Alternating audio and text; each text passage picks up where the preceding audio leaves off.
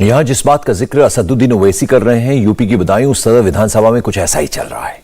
Samajwadi party में ticket को लेकर लड़ाई खुलकर अब सामने आ गई है। जिनको टिकट नहीं मिला है उनके कई वीडियो सोशल मीडिया पर वायरल हैं। कहा तो यह भी जा रहा है कि बदायूं में आजम खान और धर्मेंद्र यादव के खेमे की तरफ से दावेदारी की गई थी।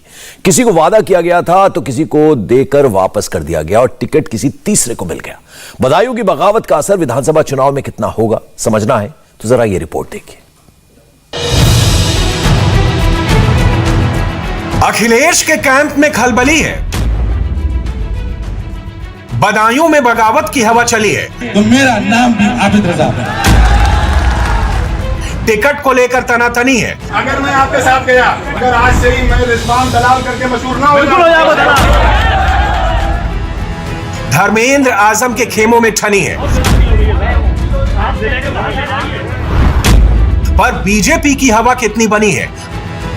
बदायूं के सियासी समर में वोटर की किधर है नजर, बताएंगे। लेकिन पहले बात समाजवादी पार्टी की, जहां अंदर खाने घमासान मचा है, जिसकी सबसे ज्यादा चर्चा है। दरअसल मुझे धोखा दिया गया। 2 साल तक मुझे आश्वासन दिया। 24, 25, 26 तारीख को शीर्ष नेतृत्व ने मुझे ये कहकर रोका कि कल एबी फार्म ले जाना, कल एबी फार्म ले जाना।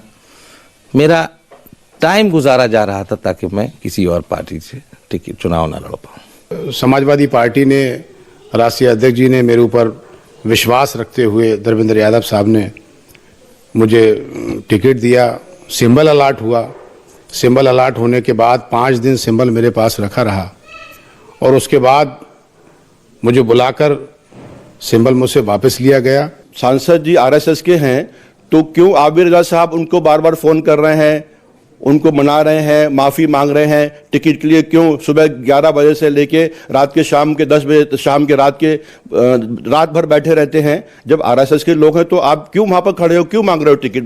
दुनिया जानती है, आप देख सकते हैं, लखनऊ के किसी व्यक्ति से देख सकते हैं, सुबह 11 बजे से लेकर शाम को 7 बजे तक बैठे हुए हैं वहां पर।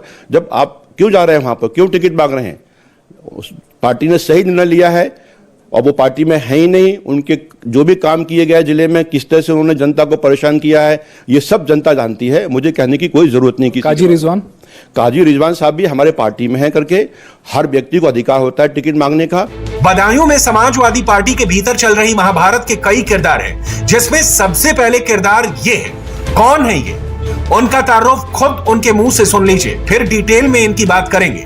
हमने आज धर्मेंद्र की भी कोई बुराई नहीं की है, लेकिन फिर सुनो कि पैर की उंगली से लेके धर्मेंद्र के सिर के बाल तक अगर मैंने खोल के न रख दिए तो मेरा नाम भी आबिद रजा है।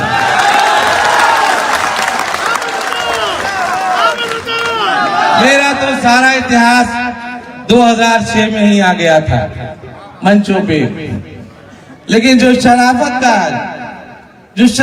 का के कपड़े पहने हुए हैं, उनके कपड़े जब उतारूंगा तो तुम देखोगे कि पजामा जब उतरेगा तो आरएसएस का नेकर पहने मिलेंगे।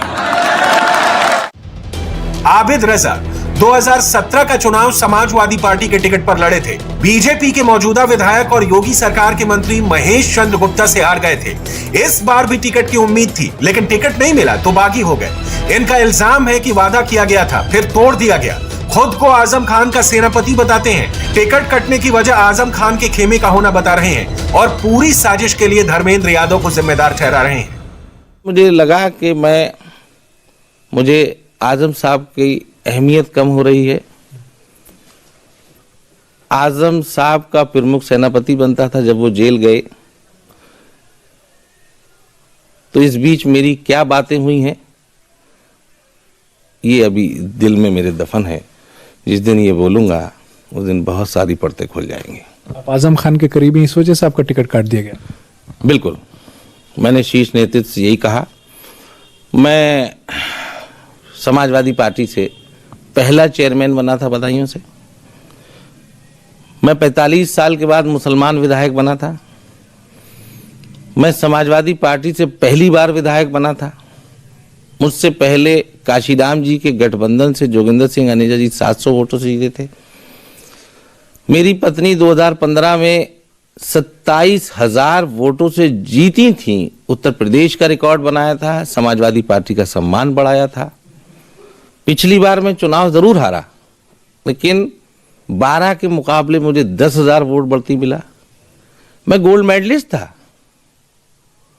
मैंने पूछा कि अच्छा, कोई सर्वे रिपोर्ट मेरे खिलाफ, कोई LIU रिपोर्ट मेरे खिलाफ, तो मैं इसको क्या मानूं। मैंने कहा कि फिर मेरा टिकट इसीलिए काटा जा रहा है कि मैं आजम साहब का बहुत मजबूत सेनापति हूं। अखिलेश यादव के भाई धर्मेंद्र यादव बदायूं से सांसद रह चुके हैं, जिन्हें पिछले लोकसभा चुनाव में स्वामी प्रसाद मौर्य की बेटी संघमित्रा मौर्य ने हराया था। बदायूं की लड़ाई का एक पहलू यह भी है, बेटी सांसद बीजेपी की है और पिता समाजवादी पार्टी के बड़े नेता बन गए हैं। सांसद जी पिताजी की पार्टी के पक्ष में प्रचार करेंगे या बीजेपी के पक्ष में, ये भी यक्ष प्रश्न है। समाजवादी पार्टी की दूसरी टेंशन काजी रिजवान है। इनको टिकट दिया गया और फिर छीन लिया गया। इतने नाराज हो गए कि 14 दिन का सियासी क्वारंटीन होने की धमकी दे दी। पहले सुनिए। देखिए, मैंने ये कहा कि MP साहब ने मुझे अब इस घर में कैद कर दिया है। कैद नहीं किया। सुनिए मेरी बात। तुम खुद कैद हो रहे हो। सुनिए मेरी बात। हाँ, मैं खुद कैद हो रहा हूँ। कैद अपनी परिस्थितियों में हो रहा हूँ। इतना कमजोर मुझे कर दिया गया है कि मैं इसलिए कैद हो रहा हूँ। मैं 14 दिन तक अपने घर से नहीं निकलूंगा किसी हालत में।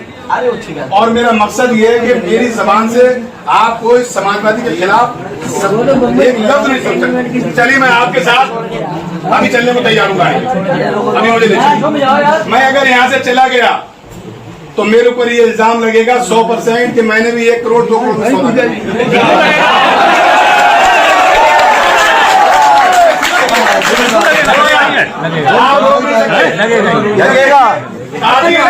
अगर मैं आपके साथ गया, आप मुझे ले जाइए यहाँ से, पूरी यूपी में कहीं देख दीजिए। अगर मुझे आप यहाँ से ले गए, मैं गाड़ी में जाने को तैयार हूँ। अगर आज से ही मैं रिजवान दलाल करके मशहूर ना हो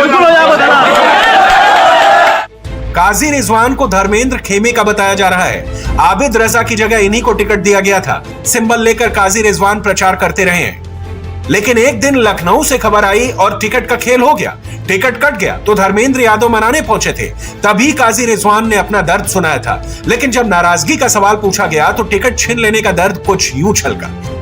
मैं समाजवादी पार्टी का पुराना और मिशनरी साथी हूं और मेरी समाजवादी पार्टी में राष्ट्रीय अध्यक्ष जी में अखिलेश यादव जी में पूरी आस्था है और मैं उन्हें अपना महबूब लीडर मानता हूं।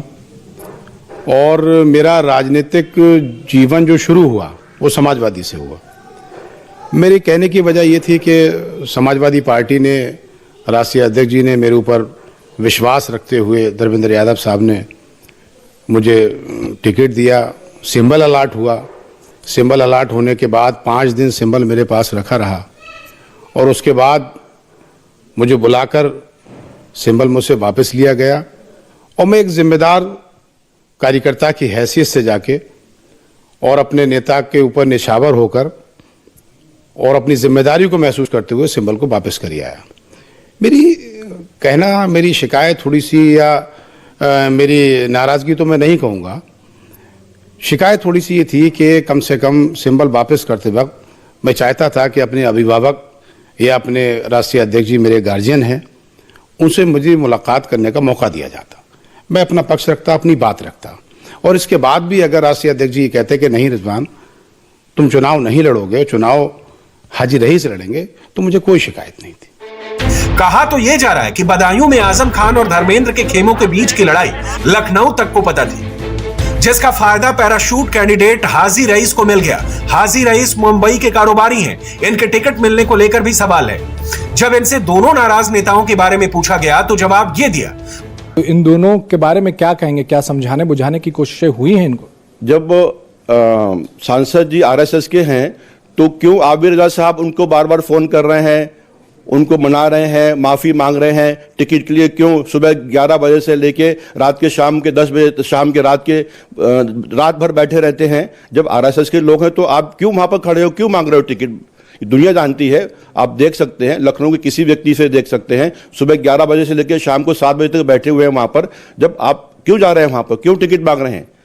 उस पार्टी ने सही निर्णय लिया है और वो पार्टी में है ही नहीं। उनके जो भी काम किए गए जिले में, किस तरह से उन्होंने जनता को परेशान किया है, ये सब जनता जानती है, मुझे कहने की कोई जरूरत नहीं। कि रिजवान साहब भी हमारे पार्टी में है करके हर व्यक्ति को अधिकार होता है टिकट मांगने का, उन्होंने भी टिकट मांगे। हमारे और जो साथी हैं यहाँ पर, शोभी साहब थे, यासीन उस्मानी साहब थे, यासीन गद्दी साहब थे, हम सब लोग लिखित रूप में माननीय अध्यक्ष जी को दिया कि आप किसी का भी टिकट कर दीजिए और हम सब मिलकर उसको लड़ाएंगे।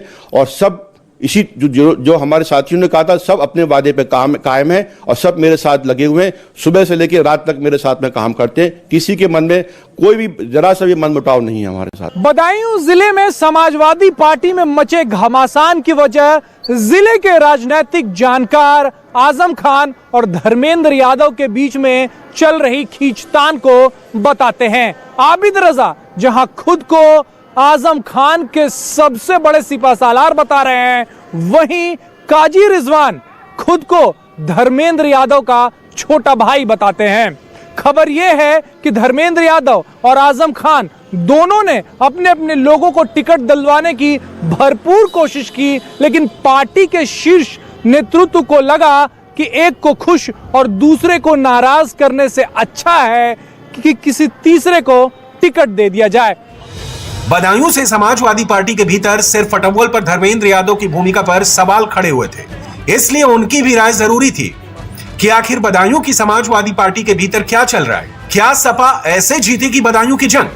बदायूं में जो बदायूं शहर की सीट है वहां पे इनफाइटिंग बहुत नजर आ रही है। आपका भी नाम लेके जो पूर्व में समाजवादी पार्टी के मेंबर रहे हैं या टिकट की जो चाह थी, वो कह रहे हैं कि आप आरएसएस से जुड़े हुए हैं। साथ ही एक और शख्स हैं, वो कह रहे हैं कि वो घर से ही बाहर नहीं निकलेंगे। तो इनफाइटिंग बहुत नजर आ रही है आपके यहाँ रहते हुए भी। नहीं, ये चुनाव में अनूनन होता है। जब टिकट किसी का डिसाइड होता है तो जो और चाहने वाले होते हैं उनके दिलो दिमाग में कुछ बातें रहती हैं।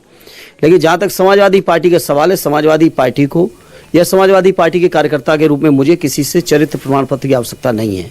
वो यहाँ की आवाम जानती है, यहाँ के लोग जानते हैं।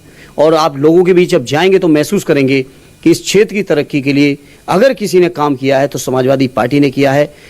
चाहे वो नेताजी का कार्यकाल रहा हो या माननीय अखिलेश जी का कार्यकाल रहा हो, हर कार्यकाल में अगर बदायूं की तरक्की हुई है तो सिर्फ और सिर्फ समाजवादी कार्यकाल में हुई है। इंडिया टीवी हर वक्त हर जगह डाउनलोड करने के लिए सर्च करें India TV news Google play store या ऐप स्टोर पर।